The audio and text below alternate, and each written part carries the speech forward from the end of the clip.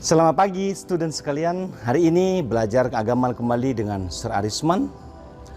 Tema kita hari ini adalah panggilan hidup membiara. Hidup membiara adalah suatu bentuk hidup selibat yang dijalani oleh mereka yang terpanggil untuk mengikuti Kristus secara tuntas. Artinya adalah total dan menyeluruh dengan mengikuti nasihat Injil. Dengan kata lain, hidup membiara ini suatu corak dan cara hidup yang di dalamnya orang hendak bersatu dan mengikuti Kristus secara tuntas. Melalui apa? Ada 3 gaul yang mereka ucapkan, yakni keperawanan, kemiskinan, dan ketaatan. Untuk itu mari kita awali pembelajaran ini dengan doa pembukaan. Tetap cinta, ku tetap setia, ku tetap setia,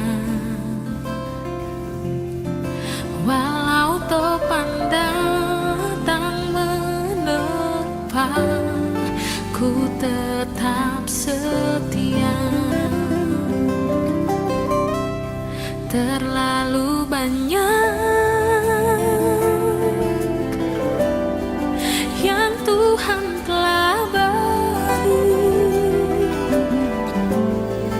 takkan mungkin ku balas dari apa yang ku miliki. Ku persembahkan seluruh hidupku,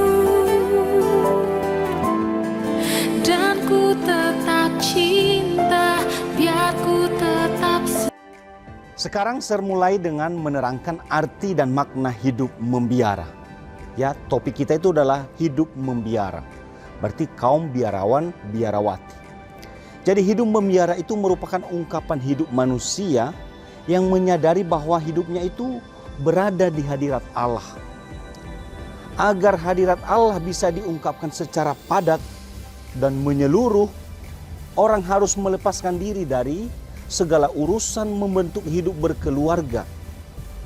Hal ini dilakukan mengingat berdasarkan pengalaman, kesibukan hidup berkeluarga itu sangat membatasi kemungkinan untuk mengungkapkan hadirat Allah secara menyeluruh dan padat. Dilihat dari segi hidup manusia keseluruhan, ternyata hidup membiara itu mempunyai nilai dan kepentingannya. Melalui hidup membiara, umat manusia semakin menemukan dimensi rohani dalam hidupnya. Dari pengalaman hidup yang praktis, orang menyadari bahwa dalam keterbatasan hidup mereka, hadirat Allah tidak dapat dinyatakan dengan bobot yang sama. Untuk kepentingan itu, tampaklah betapa pentingnya hidup membiara bagi hidup manusia itu. Jadi hidup membiara menuntut suatu penyerahan diri secara mutlak dan menyeluruh. Nah, cara hidup ini merupakan suatu kemungkinan bagi manusia untuk mengembangkan diri dan pribadinya. Maka hidup membiara mempunyai amanatnya sendiri, yaitu menunjukkan dimensi hadirat Allah dalam hidup manusia, dan karenanya hidup membiara itu disebut sebagai panggilan. Disebut sebagai panggilan. Nah, tadi kita sudah melihat dan mendengar bagaimana arti dan makna hidup membiara. Sekarang kita lihat inti hidup membiara itu apa. Jadi inti kehidupan membiara sebenarnya yang juga dituntut dari setiap orang Kristen adalah persatuannya atau keakrabannya dengan Kristus Yesus. Tugas ataupun karir adalah soal tambahan bagi mereka, juga bagi kita. Tanpa keakraban ini, maka kehidupan membiara sebenarnya tak memiliki suatu dasar. Jadi seorang biarawan hendaknya selalu bersatu dengan Kristus dan menerima pola nasib hidup Yesus Kristus secara radikal bagi dirinya sendiri. Oleh karena itu, semboyan klasik hidup membiara adalah mengikuti jejak Tuhan Yesus Kristus ataupun meniru Kristus. Itu ada dalam Lumen Gentium artikel 42. Ungkapan ini tidak boleh ditafsirkan secara lahiriah saja. Ya, mereka yang mengikuti Kristus berarti meneladan bentuk kehidupannya. Ya, akan tetapi meneladani harus diusahakan sedemikian rupa sehingga mereka sungguh bersatu dan menyerupai Kristus.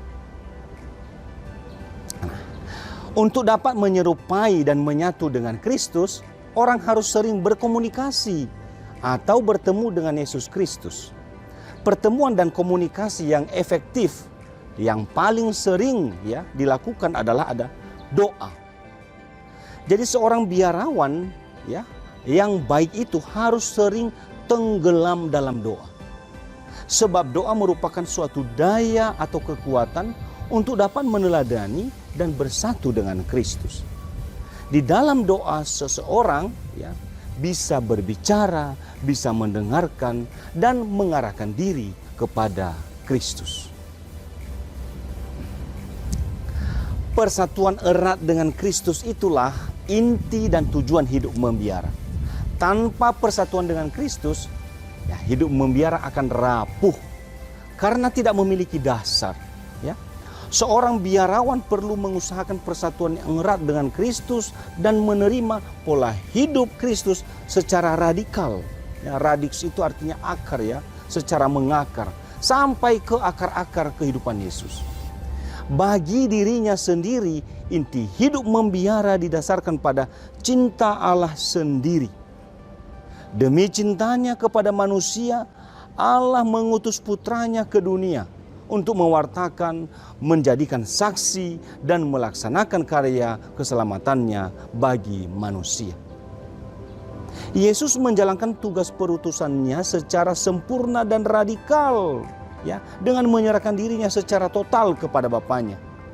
Memiliki dan menggunakan harta benda hanya sejauh diperlukan, dan melaksanakan karyanya, dan taat kepada Bapanya sampai wafat di kayu salib. Pola hidup semacam itulah yang hendaknya dihayati oleh seorang biarawan atau biarawati dalam hidupnya sebagai tanda persatuannya dengan Yesus Kristus. Nah, sekarang kita bahas tentang kekhasan hidup ini. Bedakan kekhasan hidup awam, kekhasan hidup para kaum hierarkis. Sekarang kekhasan hidup kaum biarawan itu ada 3. Itu yang disebut dengan kaul atau janji suci. Yang pertama itu adalah kaul kemiskinan.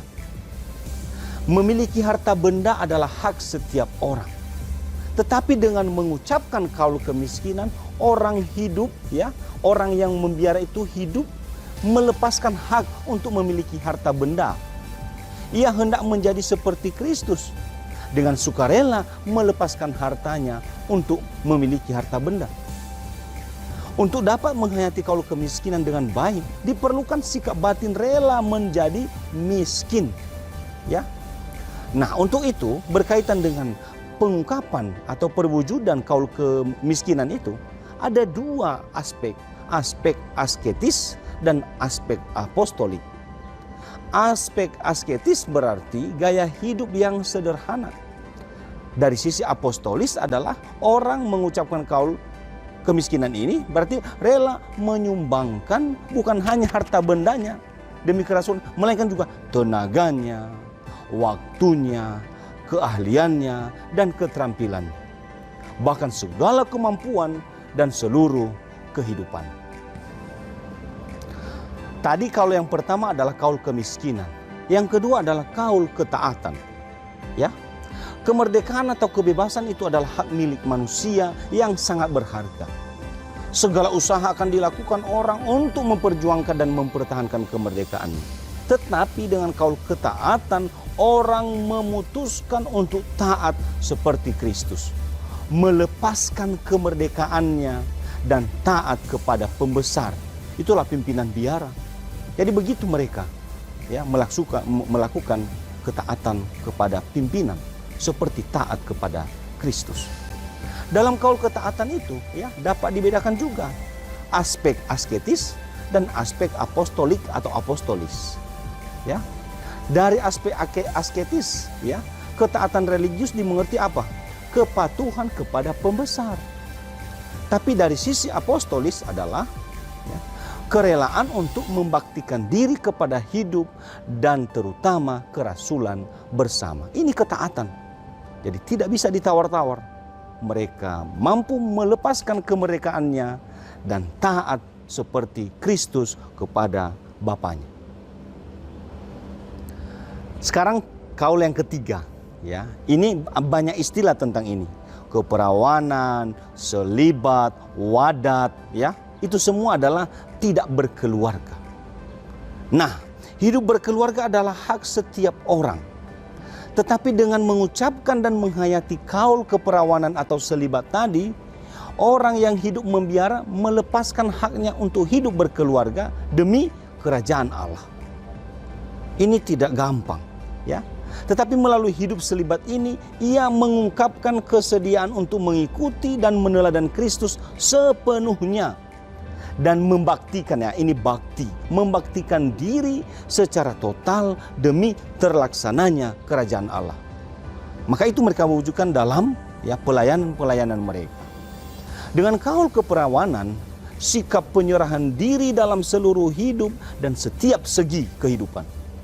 Jadi inti kaul keperawanan bukanlah tidak kawinnya, ya, melainkan penyerahan secara menyeluruh kepada Kristus, ya, dan meninggalkan segala-galanya demi Kristus dan terus-menerus berusaha mengarahkan diri kepada Kristus, terutama melalui hidup doa. Jadi secara singkat adalah begini. Ketiga kaul itu dapat dikatakan sebagai suatu sikap radikal untuk mencintai Bapa. Ya, ini keperawanan. Pasrah kepada kehendak Bapa, ini ketaatan. Serta bergantung dan berharap hanya kepada Bapa, itulah kemiskinan. Demikianlah pembelajaran kita hari ini. Mudah-mudahan di antara kalian ada yang terpanggil ya menjadi biarawan biarawati. Apalagi kalau menjadi kelompok hierarki, menjadi romo atau pastor. Di asrama selama 6 tahun, di situ saya melihat para suster-suster KFS, karena juga saya melihat cara hidup mereka dan bagaimana cara hidup mereka bersama, saling menjalankan kehidupan di biara yang sangat akrab. Di situ saya juga tertarik karena pakaiannya dan kerudung yang mereka pakai. Dan di situ saya berdoa kepada Tuhan, Tuhan, saya ingin menjadi seperti mereka yang hidup tanpa ada masalah, tanpa ada beban dalam hidup mereka.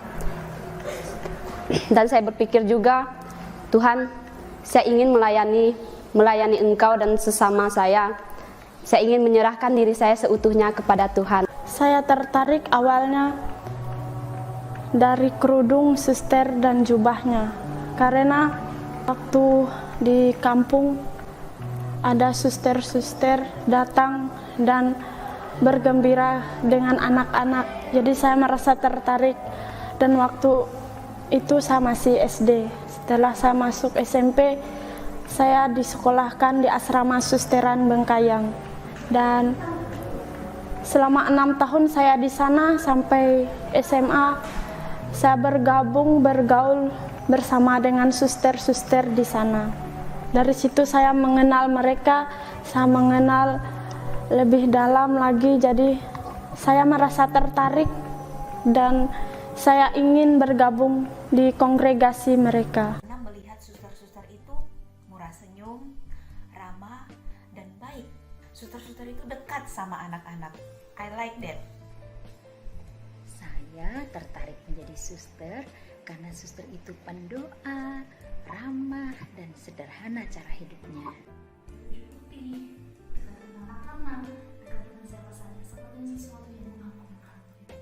Karena waktu kecil saya suka pakai baju putih. Yang kedua, saya sebagai anak yang bungsu, yang manja, ingin berubah menjadi mandiri. Sejak kecil saya sering melihat suster biarawati dengan pakaian panjang dan mereka itu sangat baik. Kemudian ketika saya sakit, disuntik oleh suster biarawati di rumah sakit, tidak merasa sakit sedikit pun akibat suntikan tersebut. Saya terkesan dengan jubah para suster yang pernah saya temui. Mereka sangat anggun, cantik, sangat luwes menggunakan jubah ini. Lalu saya bertanya-tanya, di mana saya bisa mendapatkan jubah seperti itu? Di rumah masing-masing mari kita tutup pembelajaran ini dengan doa. Tuhan Yesus memberkati. Amin. Join in the heavenly feast.